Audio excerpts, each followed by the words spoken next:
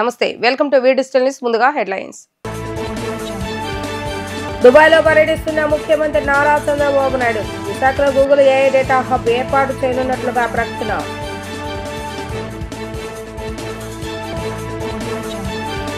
ప్రసూతి వైద్య సేవలపై ప్రత్యేక శ్రద్ధ చూపాలన్న ఉప ముఖ్యమంత్రి పవన్ కళ్యాణ్. పట్టణ గ్రామీణ ప్రాంతాల ప్రభుత్వ వైద్యులకు ఎప్పటికప్పుడు అవగాహన కార్యక్రమాలు నిర్వహించాలని అధికారులకు ఆదేశం.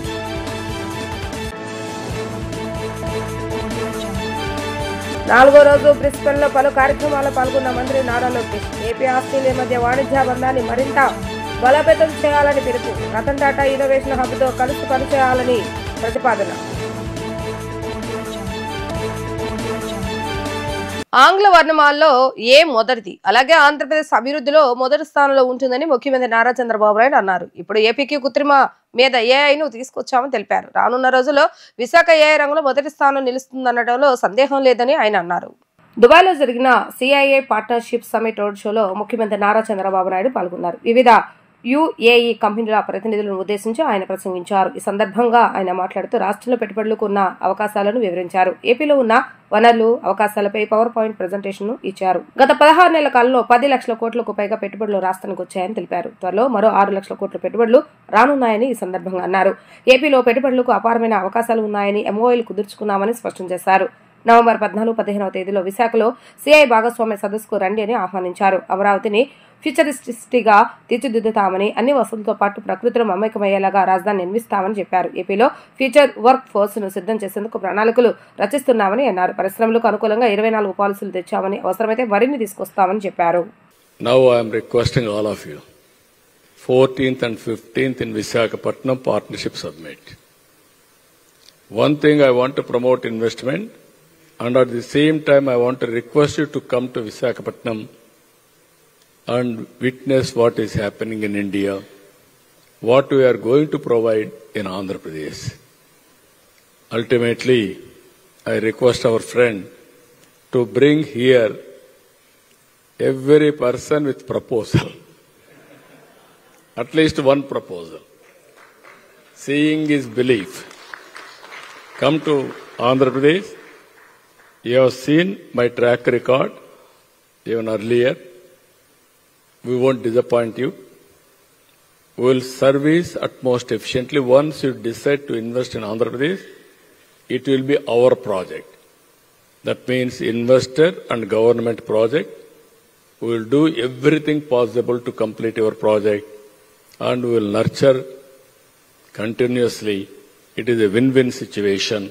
So I am requesting all of you, as on today, if you see, nearly 10 lakh crores, more than 10 lakh crores investment has come as on today. 11 lakh crores investment has come. Another 5 to 6 lakh crores on pipeline. That is the credibility we are having. Lot of opportunities. We are preparing all projects. Anybody is having any doubt, we will give you projects also in different sectors.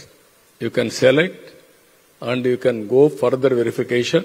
If you are convinced, you can come back. We will ready to execute sincerely. With this wonderful evening, I have taken more time also, but I want to impress upon you, convince you to come and set one industry in Andhra Pradesh. With this, I am thanking all of you. Thank you one and all. ప్రసూతి వేళ అందించే వైద్య సేవలపై ప్రత్యేక శ్రద్ధ చూపాలని ఉప ముఖ్యమంత్రి పవన్ కళ్యాణ్ తెలిపారు. ఇందుకు సంబంధించి పట్టణ గ్రామీణ ప్రాంతాల్లోని ప్రభుత్వ వైద్యులు, నర్సింగ్ సిబ్బందికి ఎప్పటికప్పుడు అనుభవజ్ఞులతో అవగాహన కార్యక్రమాలు నిర్వహించాలని పేర్కొన్నారు. మంగళగిరిలోని తన క్యాంపు కార్యాలయం నుంచి కాకినాడ జిల్లా కలెక్టర్ షాన్ మోహన్, పిఠాపురం ప్రాంత అభివృద్ధి అథారిటీ డైరెక్టర్ చైత్రతో ఉప ముఖ్యమంత్రి పవన్ కళ్యాణ్ వీడియో కాన్ఫరెన్స్ నిర్వహించారు. చేబ్రోలుకు చెందిన దండపాటి శ్రీదుర్గ పిఠాపురం ప్రభుత్వ హాస్పిటల్లో ప్రసవం తర్వాత మృతి చెందిన ఘటనపై సమీక్షించారు. ప్రస్తుత వైద్య సేవలకు సంబంధించి ఏ దశలోనూ నిర్లక్ష్యం ఉండకూడదని స్పష్టం చేశారు. పిఠాపురం ప్రభుత్వ హాస్పిటల్ వైద్యురాలు విధి నిర్వహణ తీరు, ఇతర సిబ్బంది వ్యవహారంపై విచారించాలని కలెక్టర్ను ఆదేశించారు. శ్రీదుర్గ మరణంపై నివేదిక ఇవ్వాలని అన్నారు. జిల్లాలోని కొన్ని హాస్పిటల్స్ లో వైద్యులు తమ విశ్వాసాలను ప్రచారం చేసేందుకు ప్రాధాన్యత ఇస్తున్నారని ఆరోపణలు వస్తున్నాయని, అలాంటి వాటికి వైద్యశాలను వేదిక చేయకూడదని వెల్లడించారు. ఏపీ ఆస్ట్రేలియా మధ్య వాణిజ్య సంబంధాన్ని మరింత బలోపేతం చేయాలని ఆయన పారిశ్రామికవేత్తలను మంత్రి నారా లోకేష్ కోరారు. ఆక్వా రంగంలో సహకారంతో పాటు నవకల్పనలు, విద్యారంగంలో సంస్కరణలకు సంబంధించి కలిసి పనిచేద్దామని వర్సిటీల ప్రతినిధులను కోరారు. ఆస్ట్రేలియా పర్యటనలో భాగంగా 4వ రోజు బ్రిస్బెన్ లో బిజినెస్ రౌండ్ టేబుల్ సమావేశాలతో పాటు పలు విశ్వవిద్యాలయ ప్రొఫెసర్లతో భేటీలో మంత్రి నారా లోకేష్ పాల్గొన్నారు. విశాఖలో వచ్చే నెల 14-15వ తేదీలో నిర్వహించే భాగస్వామ్య సదస్సుకు పలు సంస్థల ప్రతినిధులను ఆహ్వానించారు. ఆస్ట్రేలియాకు భారత్ నుంచి ఎగుమతి శుద్ధి చేసిన పెట్రోలియం, ఔషధాలు, ఇంజనీరింగ్ వస్తువులు, విద్యుత్ యంత్రాలు, వస్త్రాలు, ఆభరణాలు, వ్యవసాయ ఉత్పత్తులు ఏపీ కీలక పాత్ర పోషిస్తుందని అన్నారు. బ్రిస్బెన్లోని భారత రాయబార కార్యాలయంలో నిర్వహించిన బిజినెస్ రౌండ్ టేబుల్ సమావేశంలో ఆయన పాల్గొన్నారు. కూటమి ప్రభుత్వం అమలు చేస్తున్న స్పీడ్ ఆఫ్ డూయింగ్ బిజినెస్ తో 16 నెలలు 10 లక్షల కోట్ల పెట్టుబడులు ఏపీకి వచ్చాయి. ఏపీ ప్రభుత్వ పారిశ్రామిక విధానాలు, ప్రోత్సాహకాలు, మౌలిక సదుపాయాల కల్పనను పారిశ్రామికవేత్తలు తెలుసుకోవాలని లోకేష్ అన్నారు. ఏపీ ఆస్ట్రేలియా మధ్య అన్ని అంశాల్లోనూ బంధాన్ని బలోపేతం చేయాలని ఆయన కోరారు.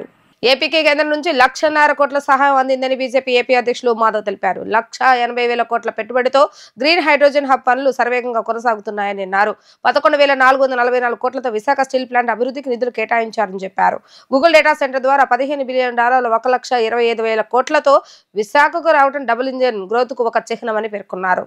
నగరంలోని ఓ ప్రైవేట్ హోటల్లో బీజేపీ రాష్ట్ర స్థాయి సమావేశాన్ని నిర్వహించారు. ఈ సమావేశంలో బీజేపీ రాష్ట్ర అధ్యక్షులు మాధవ్, రాజమండ్రి పార్లమెంటు సభ్యులు పురంధేశ్వరి, మంత్రి సత్యకుమార్ పాల్గొన్నారు. ఈ సందర్భంగా మాధవ్ మాట్లాడుతూ విశాఖను గ్లోబల్ గ్రోత్ సెంటర్ గా మార్చేలా అనేక కంపెనీలు, ఐటీ సంస్థలు వస్తున్నాయని వెల్లడించారు. ప్రధాని మోడీ నేతృత్వంలో ఈ ప్రాజెక్టులన్నీ ముందుకు తీసుకురావడం, సీఎం చంద్రబాబు నాయుడు, మంత్రి లోకేష్ ఆధ్వర్యంలో విశాఖలో గూగుల్ డేటా సెంటర్ రావడం వల్ల ఏపీకి ప్రపంచవ్యాప్తంగా గుర్తింపు వచ్చిందని తెలిపారు.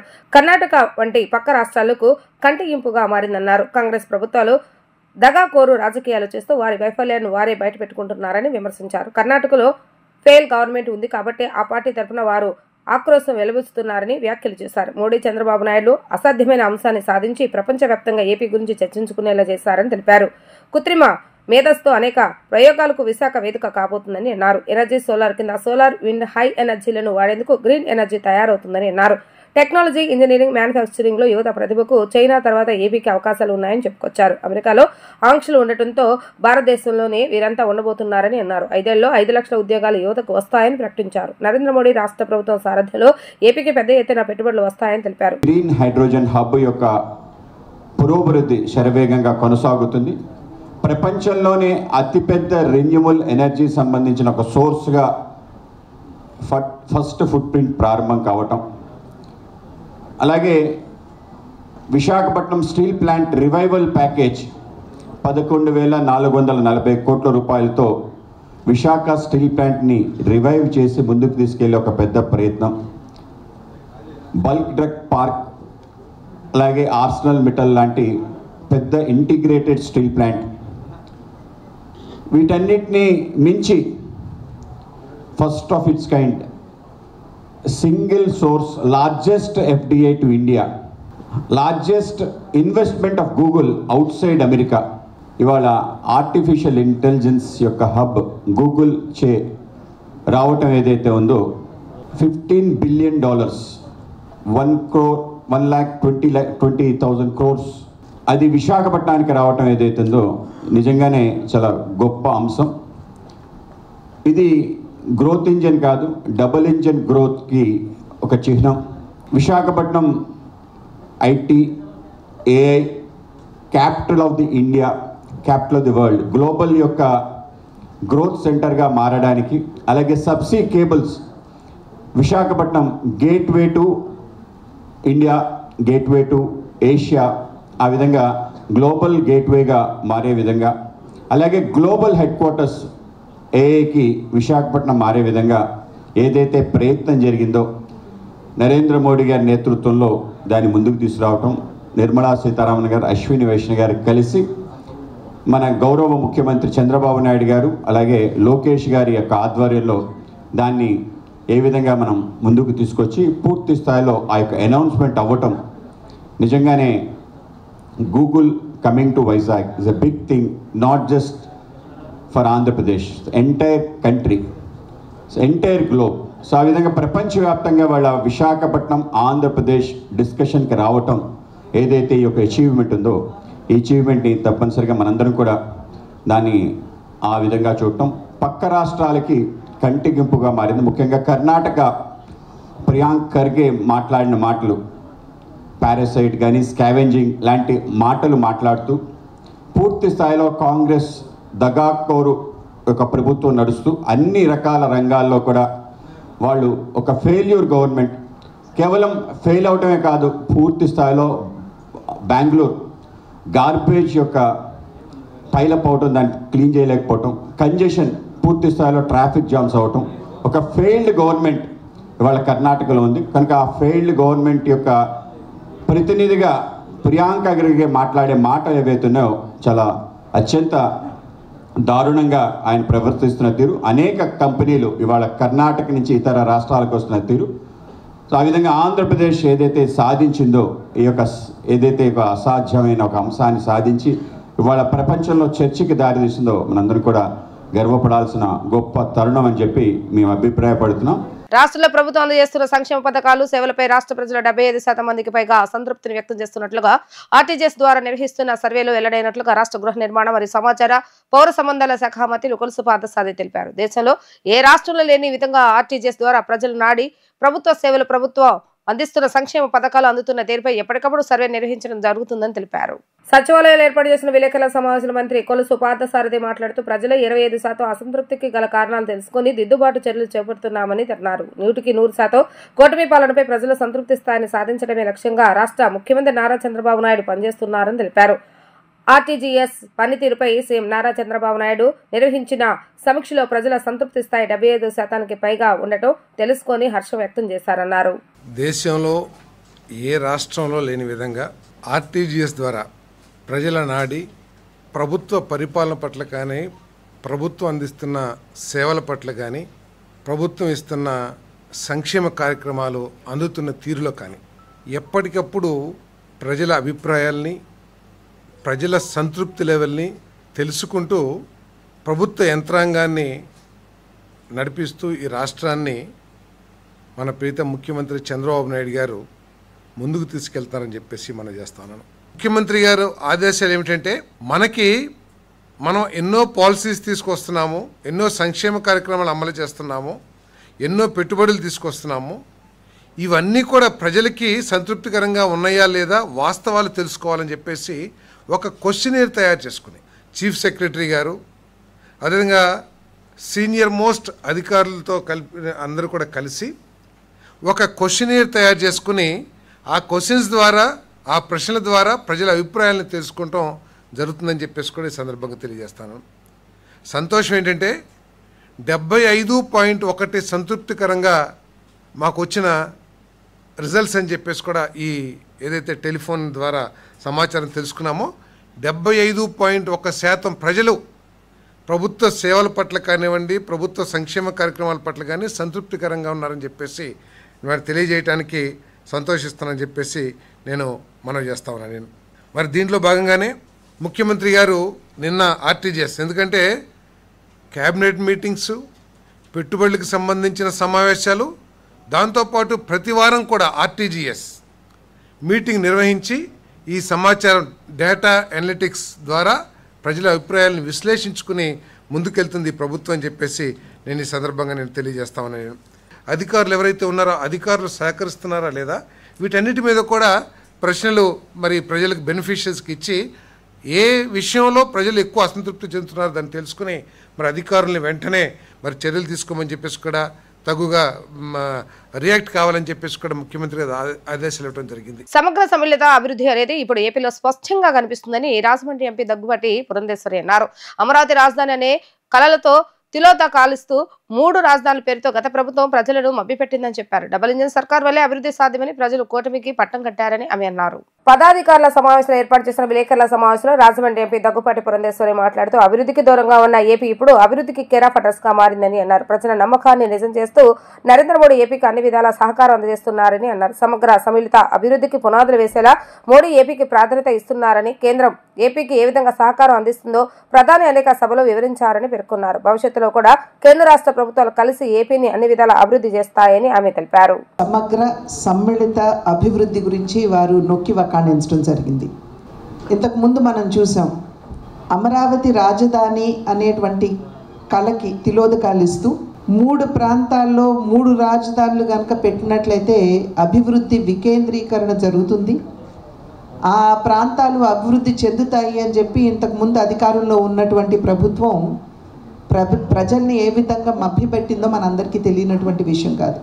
కానీ ఇవాళ ఏదైతే ప్రజలు విశ్వసించారో డబుల్ ఇంజిన్ సర్కార్ అంటే కేంద్రంలో కావచ్చు, అదేవిధంగా రాష్ట్రంలో కూడా ఎన్డీఏ కూటమి కనుక అధికారంలో ఉన్నట్లయితే అభివృద్ధికి సుదూరంలో ఉన్నటువంటి ఆంధ్ర రాష్ట్రం అభివృద్ధి పదంలో పరుగులు తీస్తుంది అనేటువంటి నమ్మకం విశ్వాసంతో ప్రజలు కూటమికి ఓట్లు వేసి ఆశీర్వదించి అధికారంలోకి తీసుకురావడం జరిగింది.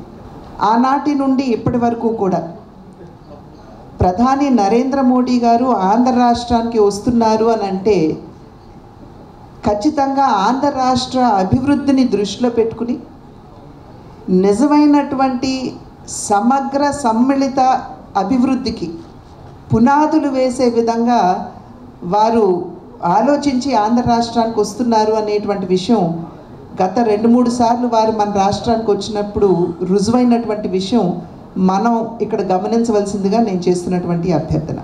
ప్రధాని గారు వచ్చినప్పుడు ఏ విధంగా ఆంధ్ర రాష్ట్రానికి కేంద్ర ప్రభుత్వం సహకారం అందిస్తుందో ప్రతిసారి తెలియజేస్తూ కేంద్ర ప్రభుత్వం ఆంధ్ర రాష్ట్రంలో పెట్టేటువంటి పెట్టుబడులు కావచ్చు, ఇతరత్ర విషయాలు కావచ్చు, వారు చెప్తున్నప్పుడు కేవలం ఏదో ఒక ప్రాంతాన్ని దృష్టిలో పెట్టుకుని కాకుండా అటు రాయలసీమ అయినా, ఇటు కోస్తా అయినా, అటు ఉత్తరాంధ్ర అయినా ఈ 3 ప్రాంతాలు కూడా సమగ్రంగా అభివృద్ధి చెందాలి అనేటువంటి ఆలోచనతోటి ఏ విధంగా పెట్టుబడుల్ని వారు ఇక్కడికి వచ్చినప్పుడు అనౌన్స్ చేస్తున్నారో మనం అందరం కూడా చూస్తున్నటువంటి విషయం.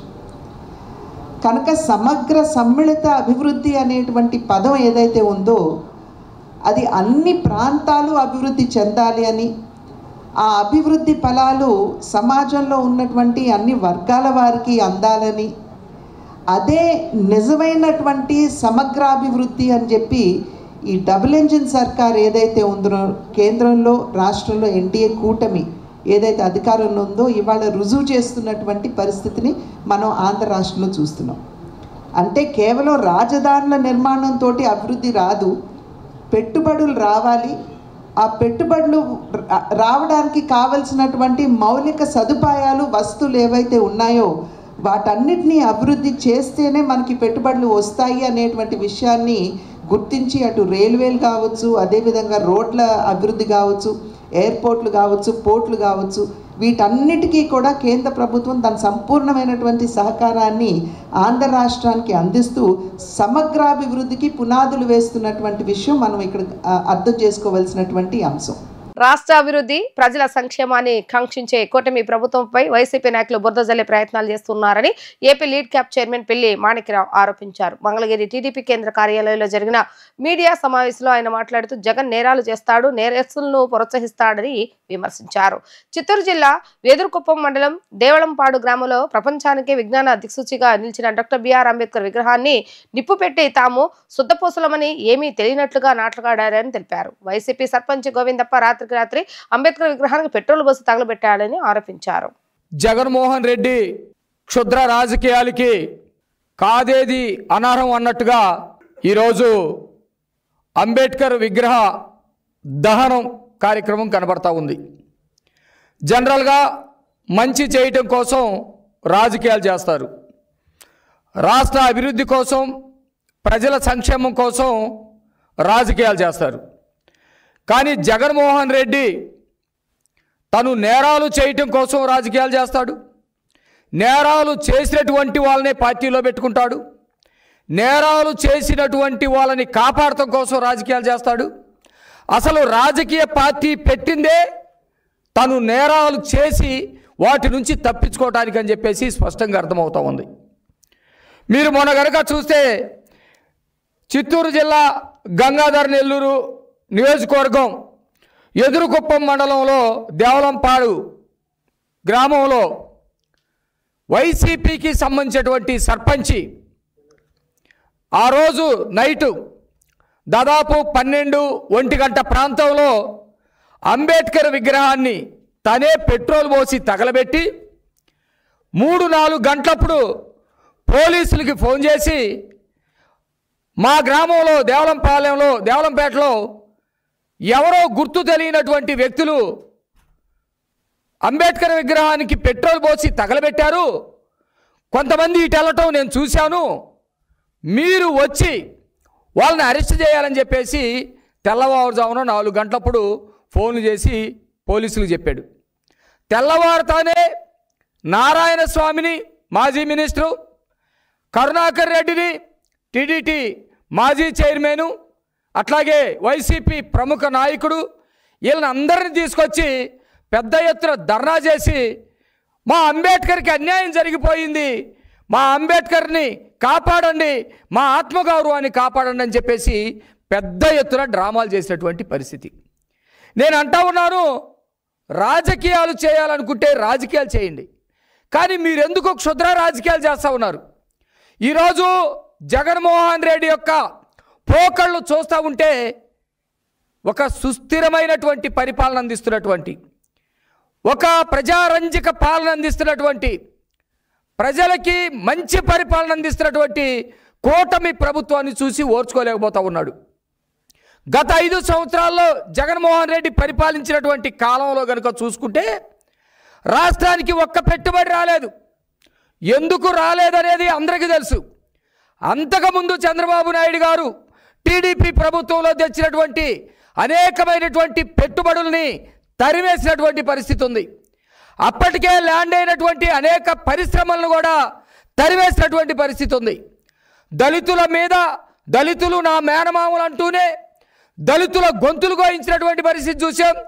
దళితులు నా బంధువులు అంటూనే దళిత ఆఫీసర్ని నడి రోడ్డు మీద టెర్రరిస్టులాగా చూసినటువంటి పరిస్థితి చూసాం. జగన్మోహన్ రెడ్డి వింత పోకళ్ళు, జగన్మోహన్ రెడ్డి వింత రాజకీయాలు రాష్ట్ర ప్రజలకు అర్థమైంది. జాతీయ గ్రామీణాభివృద్ధి సంస్థ భాగస్వామ్యంతో జిల్లా యంత్రాంగ సహకారంతో వెనుకబడిన ప్రాంతాల అభివృద్ధికి కృషి చేస్తామని విజయవాడ ఎంపీ కేశినేని శివనాథ్ జిల్లా collector doctor G Lakshmi Shah తెలిపారు. ఏ కొండూరు కూడా ఆంక్షిత బ్యాంకుల తరహాలో అభివృద్ధి చేస్తామని అన్నారు. కలెక్టరేట్లోని శ్రీ పెంగళ వెంకయ్య సమావేశ మందిరంలో NIRD కేశినేని ఫౌండేషన్ అవగాహన ఒప్పందం అమలుపై జిల్లా collector doctor G Lakshmi Shah అధ్యక్షతన జరిగిన సమావేశంలో ఎంపీ కేశినేని శివనాథ్ పాల్గొన్నారు. ఈ సందర్భంగా కేశినేని శివనాథ్ మాట్లాడుతూ వికసిత్ భారత్ స్వర్ణాంధ్ర 2047 లక్ష్యాల సాధనకు ఉపాధి కల్పన అత్యంత కీలకమని అన్నారు. జాతీయ గ్రామీణాభివృద్ధి సంస్థతో కలిసి స్వయం సహాయక సంఘాలకు నైపుణ్య అభివృద్ధి శిక్షణ ఇస్తామని తెలిపారు. సీడ్ బ్యాంక్, గిరిజన దుస్తులు, ఆభరణాల రూపకల్పన, విస్తరాకులు, వర్మీ కంపోస్ట్ తయారీ మొదలైన వాటికి అవసరమైన యంత్రాలను అందిస్తామని చెప్పారు. SC/ST జనాభా అధికంగా ఉన్న ఏ కొండూరు, జక్కంపూడిలలో కామన్ ఫెసిలిటీ సెంటర్ల ఏర్పాటుకు జిల్లా యంత్రాంగం సహకరించాలని కోరారు. జాతీయ గ్రామీణాభివృద్ధి సంస్థ director general doctor G Narendra Kumar మాట్లాడుతూ భారత ప్రభుత్వం నూతనంగా రూరల్ ప్రాస్పరిటీ అండ్ రూరల్ రైస్లియర్స్ అనే కార్యక్రమాన్ని ప్రారంభించినట్లుగా తెలిపారు. 1 ఫ్యామిలీ 1 ఎంటర్ప్రెన్యూర్ అనే ఆలోచనను సహకారం చేయడానికి కేశినేని ఫౌండేషన్తో కలిసి SHGలకు శిక్షణ ఇస్తామన్నారు. స్వయం సహాయక బృందాలతో మైక్రో ఎంటర్ప్రైజెస్ ఏర్పాటు చేయాలని, వీటికే క్లస్టర్లు ఉండాలని చెప్పారు. పెద్ద కంపెనీల నుంచి SHGలకు ఆర్డర్లు ఇప్పించి అవి ఆర్థికంగా ఎదిగేందుకు కృషి చేస్తామని అన్నారు.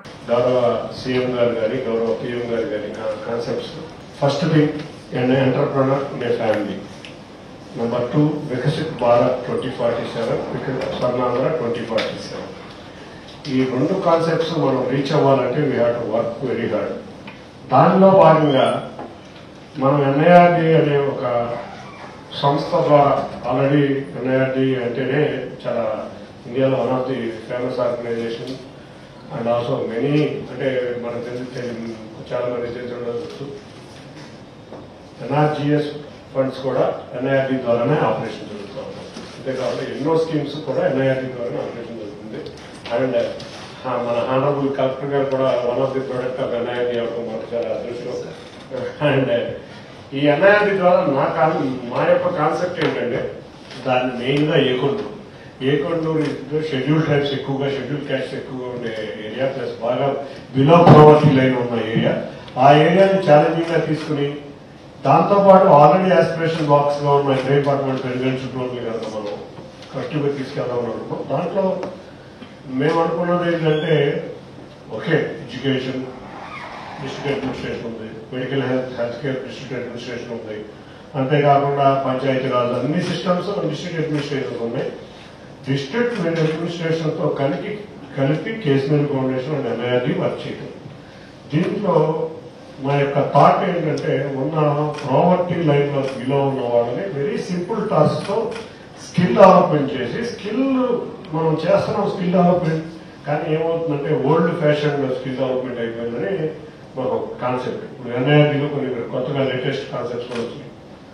ఫార్మర్స్ కి అక్కడక్కడే సీడ్ బ్యాంక్, అంతేకాకుండా ఫార్మర్ టూల్ షాప్. ఇప్పుడు మనం ఎక్కడికో ఫార్మర్స్ అందరికీ మనకు డ్రోన్ ఒక టూల్ షాప్ కనుక పెట్టిస్తే దాంట్లో మోడర్న్ ఎక్విప్మెంట్స్ ఏమేమి ఉన్నాయి ఇవన్నీ కూడా టూల్ షాప్. సీడ్ బ్యాంక్ కి ఎన్ఐఆర్టీ అక్కడ ఉన్న ఫార్మర్స్ తో ఉన్న సీడ్ బ్యాంక్ ని వాళ్ళతోనే సీడ్ కంపెనీస్ తో టైప్ చేసే విధంగా వాళ్ళు ఇక్కడ సీడ్ బ్యాంక్ ఉంటుంది, సీడ్ కంపెనీస్ లో తయారు చేసి ఇటువంటివే కాకుండా డైలీ లైవ్లీహుడ్ లో పనికొచ్చే చిన్న చిన్న కాన్సెప్ట్స్ నేను ట్రై చేద్దామని అనుకున్నాను. మెయిన్ గా ఏకొండూరులో వచ్చేపాటికి మాకు అర్థమైంది ఎక్కువగా బంజారా ఎస్టీ ట్రైబ్స్ ఎక్కువ ఉన్నాయి కాబట్టి వాళ్ళు ఎక్కువగా డ్రెస్సెస్, జ్యువెలరీ ఇటువంటివి తయారు చేస్తారు. కానీ వాళ్ళకి కొంచెం స్కిల్, క్వాలిటీ కాన్సెప్ట్ కనుక మనం ఇవ్వగలిగితే, ట్రైనింగ్ కాన్సెప్ట్ కనుక మనం ఇవ్వగలిగితే డెఫినెట్ గా ఇప్పుడు నేను అబ్జర్వ్ చేసి మేము సెర్చ్ చేస్తే 70 మెంబర్స్ అక్కడ డ్రెస్సెస్ చేస్తున్నారు. ఎవరికి సేల్ చేస్తున్నారని మేము చెక్ చేస్తే సినిమా మూవీస్ కాస్ట్యూమ్స్ వాళ్ళకి చేస్తున్నారు. వాళ్ళంతా కొన్నారంటే 15,000 కొన్నారు. ఇదే డ్రెస్ నేను ఎన్ఎస్డిసి ఢిల్లీలో చెక్ చేస్తే 1 lakh అమ్ముతున్నారు. అంటే ఎంత డిఫరెన్స్ ఉందో మీరు కాబట్టి marketing research, training and as well as common facility centre లాగా పెడదామని మేము అనుకున్నాం. పేదవాడి ఆరోగ్యానికి భరోసా ఇచ్చే ఆరోగ్యశ్రీ పథకాన్ని కూటమి ప్రభుత్వం స్ట్రెచ్చర్ ఎక్కించారని ఏపీసీసీ చీఫ్ వైఎస్ షర్మిలారెడ్డి ఆరోపించారు. ఆరోగ్యశ్రీ సేవలను వెంటనే పునరుద్ధరించకపోతే ఆమరణ నిరాహార దీక్షకు దిగుతానని ఆమె హెచ్చరించారు. ఆరోగ్యశ్రీ నిధులను విడుదల చేయాలని ఆంధ్రరత్న భవన్ వద్ద ఏపీసీసీ చీఫ్ వైఎస్ షర్మిలారెడ్డి నేతృత్వంలో నిరసన కార్యక్రమం నిర్వహించారు. ఈ సందర్భంగా ఆమె మాట్లాడుతూ ఆరోగ్యశ్రీ పథకం పెట్టి వైఎస్ఆర్ దేవుడైతే పథకాన్ని ఆపి చంద్రబాబు నాయుడు రాక్షసుడు అయ్యాడని విమర్శించారు. ఆరోగ్యశ్రీ పేరు ఏదైనా సరే పథకాన్ని కొనసాగించాలని డిమాండ్ చేశారు. నారావారి ఆరోగ్య సేవ అని పెట్టుకున్న మాకు అభ్యంతరం లేదని అన్నారు. పెండింగ్ లో ఉన్న 2,700 కోట్లు వెంటనే విడుదల చేయాలని అన్నారు. ఆరోగ్యశ్రీ పథకాన్ని బంద్ పెట్టే కుట్ర జరుగుతుందని ఆరోపించారు. ఆనాడు వైఎస్ఆర్ హయాంలో పథకం గొప్పగా సాగిందని, వైఎస్ఆర్కి గొప్ప పేరు తెచ్చిపెట్టిన పథకం ఆరోగ్యశ్రీ అని గుర్తు చేశారు. వైఎస్ఆర్ వైద్యం కోసం ఆస్తులు అమ్మకూడదు, అప్పులు పాలవ్వకూడదు అని ఆరోగ్యశ్రీ పథకాన్ని రూపొందించారని చెప్పారు. ఆరోగ్యశ్రీ ద్వారా కోట్ల మంది ప్రజలు లబ్ధి పొందారని చెప్పారు. ఈ రోజు వరకు కూడా ఆరోగ్యశ్రీ కింద ఏడాదికి 30 లక్షల మంది ట్రీట్మెంట్ తీసుకుంటున్నారని తెలిపారు. కూటమి సర్కార్ వైఖరి చూస్తుంటే ఆరోగ్యశ్రీ కొనసాగించే పరిస్థితి లేదన్నారు. మరింత ఆరోగ్య భద్రత ఇవ్వని ముఖ్యమంత్రి పదవిలో చంద్రబాబు నాయుడు ఎందుకు ఉన్నారని ప్రశ్నించారు. ఆరోగ్యశ్రీ పథకాన్ని చంపుతాం అంటే ఊరుకోం అని ఆమె హెచ్చరించారు. ఆరోగ్యశ్రీ సేవలను వెంటనే పునరుద్ధరించకపోతే ఆమరణ దీక్షకు దిగుతారని ఆమె హెచ్చరించారు. ఈరోజు ఆంధ్ర రాష్ట్రంలో ఆరోగ్యాన్ని స్ట్రెచ్చర్కిచ్చారు చంద్రబాబు గారు. ఆరోగ్యశ్రీ పథకం పేదవాడి ఆరోగ్యానికి భరోసా కలిగించే పథకం. అలాంటి ఆరోగ్యశ్రీని అంటే పేదవాడికి వైద్యం ఇచ్చే ఆరోగ్యశ్రీని చంద్రబాబు గారు స్ట్రెచ్చర్ ఎక్కించారు. మెల్లగా ఆరోగ్యశ్రీని మొత్తానికే మూసేయడానికి, ఆరోగ్యశ్రీని కోమాలకు పంపించడానికి ప్రయత్నం చేస్తున్నట్టుగా కూటమి సర్కార్ చర్యలు కనిపిస్తున్నాయి. ఇది ఎక్కడి అన్యాయం అని అడుగుతున్నాం. నిజానికి రాజశేఖర్ రెడ్డి గారికి అంత మంచి పేరు వచ్చింది అంటే దానికి కారణం ఆరోగ్యశ్రీ లాంటి పథకాలు. మనసున్న నాయకునిగా రాజశేఖర్ రెడ్డి గారు నిరూపించుకున్నారు అంటే దానికి కారణం పేద ప్రజల పట్ల ఆయనకున్న ప్రేమ. డాక్టర్ గా, ఒక రాజకీయ నాయకుడిగా, పాదయాత్ర చేసిన అప్పటి కాంగ్రెస్ పార్టీ రాష్ట్ర అధ్యక్షుడిగా రాజశేఖర్ రెడ్డి గారు పేదవాడికి ఆరోగ్యం విషయంలో భరోసా కలిగించాలి అన్న విషయం గమనించి రాజశేఖర్ రెడ్డి గారు ఆరోగ్యం కోసం, వైద్యం కోసం పేదవాడు ఆస్తులు అమ్ముకోకూడదు, అప్పులు పాలు కాకూడదు, పేదవాడికి కూడా మంచి వైద్యం అందాలి, ప్రైవేట్ ఆసుపత్రుల్లో, కార్పొరేట్ ఆసుపత్రులలో బెస్ట్ వైద్యం పేదవాడికి కూడా అందుబాటులో ఉండాలి అని తెచ్చిందే ఆరోగ్యశ్రీ పథకం. రాజశేఖర్ రెడ్డి గారి గుండెల్లో నుంచి పుట్టిన పథకం ఆరోగ్యశ్రీ పథకం. ఎంతమంది లక్షల మంది, కోట్ల మంది ఆరోగ్యశ్రీ పథకం ద్వారా లబ్ధి పొందిన వాళ్ళు ఉన్నారు. ఈ రోజు వరకు కూడా, ఇప్పటికీ కూడా ఇన్ని సంవత్సరాలు గడిచిన తర్వాత కూడా సంవత్సరానికి కనీసం 30 లక్షల మందికి ఆరోగ్యశ్రీ పథకం వర్తిస్తుంది. ఆరోగ్యశ్రీ వాళ్ళ ఆరోగ్యాన్ని, వాళ్ళ కుటుంబాన్ని నిలబెడుతుంది, పునర్జన్మనిస్తుంది. అలాంటి పథకం ఈ ఆరోగ్యశ్రీ పథకం.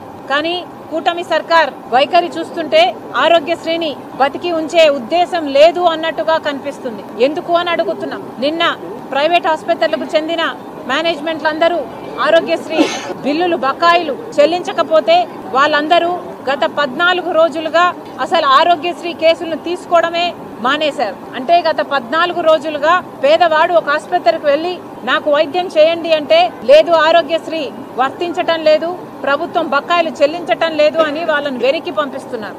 మరి వారి పరిస్థితి అంతా ఏమిటి? చంద్రబాబు గారు సమాధానం చెప్పాలి.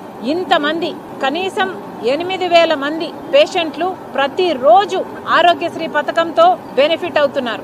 8,000 మంది, 8,000 మంది మీద ఇంత ట్రీట్మెంట్లు, ఈ సర్జరీలు ఇవేమున్నా కూడా ఆరోగ్యశ్రీనే భరిస్తుంటే అలాంటిది ఆరోగ్యశ్రీని తీసివేస్తే వాళ్ళంతా ఎక్కడికి వెళ్ళాలి? మళ్ళీ కనీసము ప్రభుత్వ ఆసుపత్రులకు వెళ్దాము అంటే అక్కడ కనీసం కావాల్సిన ఆరోగ్యశ్రీ బెడ్లు కూడా ఉండడం లేదు. మరి వీళ్ళందరూ కార్పొరేట్ ఆసుపత్రుల్లో వైద్యం కావాలి, మంచి వైద్యం కావాలి అనుకుంటున్న పేద ప్రజలందరూ మళ్ళీ ఆస్తులైనా అమ్ముకోవాలి, లేదా అప్పుల పాలైనా కావాలి, లేదా వైద్యం చేయించుకోకుండా అలాగే బ్రతకాలి, లేదా చచ్చిపోవాలి. ఇదేనా చంద్రబాబు గారు రాష్ట్ర ప్రజలకు చెప్తున్నది? మిమ్మల్ని నమ్మి ఓట్లేస్తే మరి చంద్రబాబు గారు ఈ రోజు కనీసం ఆరోగ్య విషయంలో కూడా భద్రత కలిగించడం లేదు అంటే ఇక చంద్రబాబు గారు ముఖ్యమంత్రి పదవిలో ఎందుకున్నారో చంద్రబాబు గారికే తెలియాలి. మళ్ళీ చెప్తున్నాం, నిన్న ప్రైవేట్ హాస్పిటల్ అన్ని ఆరోగ్యశ్రీకి సంబంధించిన హాస్పిటళ్లు వాళ్ళు చెప్పిన విషయాలు కనీసం ప్రతి నెల 350 నుంచి 400 కోట్ల రూపాయల వరకు ప్రతి నెల ఆరోగ్యశ్రీ బిల్లులు వస్తున్నాయి. గత 16 నెలలుగా కూటమి సర్కార్ అధికారంలో ఉంది. 16 నెలలుగా రేస్ చేసిన బిల్లులు 5,900 కోట్ల రూపాయలైతే ఈ సర్కారు చెల్లించింది మాత్రం 5,200 కోట్ల రూపాయలు. అంటే ఈ సర్కారు పెట్టిన బకాయిలు 700 కోట్ల రూపాయలైతే వైసీపీ అధికారంలోంచి దిగిపోయే నాటికి ఉన్న బకాయిలు 2,000 కోట్ల రూపాయలు. అంటే మొత్తం 2,700 కోట్ల రూపాయలు ప్రైవేట్ హాస్పిటల్ కి ప్రభుత్వం చెల్లించాల్సి ఉంది. వాళ్ళు పాపం ఏం చేస్తారు? వాళ్ళకైనా కూడా హాస్పిటల్ నడుపుకోవాలి అంటే వాళ్ళకైనా ఖర్చు అవుతుంది. మరి ఇంతింత బకాయిలు హాస్పిటళ్లకు పెడితే ఆ హాస్పిటల్ కైనా ఎలా ఫంక్షనింగ్ అవుతాయో చంద్రబాబు గారు సమాధానం చెప్పాలి. వాళ్ళైనా ఒక హాస్పిటల్ నడపాలి అంటే వాళ్ళైనా ఎక్కడి నుంచో డబ్బులు తీసుకొచ్చి ఇన్వెస్ట్ చేసిన వాళ్ళే, అంటే వాళ్ళకు వడ్డీలు కూడా పడుతుంటాయి. మరి వీటన్నిటినీ కవర్ చేయకపోతే, బిల్లులు మీరు సక్రమంగా చెల్లించకపోతే ఆ హాస్పిటల్ అన్ని ఎలా సర్వైవ్ అవ్వాలో చంద్రబాబు గారు సమాధానం చెప్పాలి. వార్తలు ముగించే ముందు హెడ్లైన్స్ మరొకసారి. దుబాయ్లో పర్యటిస్తున్న ముఖ్యమంత్రి నారా చంద్రబాబు నాయుడు. విశాఖలో గూగుల్ ఏఐ డేటా హబ్ ఏర్పాటు చేయనున్నట్లుగా ప్రకటన.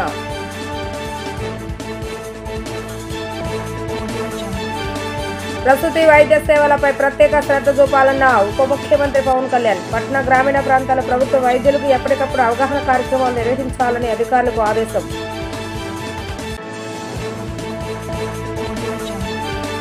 నాలుగో రోజు బ్రిస్బెన్లో పలు కార్యక్రమాల్లో పాల్గొన్న మంత్రి నారా లోకేష్. ఏపీ ఆస్ట్రేలియా మధ్య వాణిజ్య బంధాన్ని మరింత బలోపేతం చేయాలని పిలుపు. రతన్ టాటా ఇన్నోవేషన్ హబ్తో కలిసి పనిచేయాలని ప్రతిపాదన. ఇవి ఈ రోజు వార్తా విశేషాలు. మరలా తిరిగి ప్రసారమయ్యే వార్తల్లో మళ్ళీ కలుద్దాం. అంతవరకు సెలవు, నమస్కారం.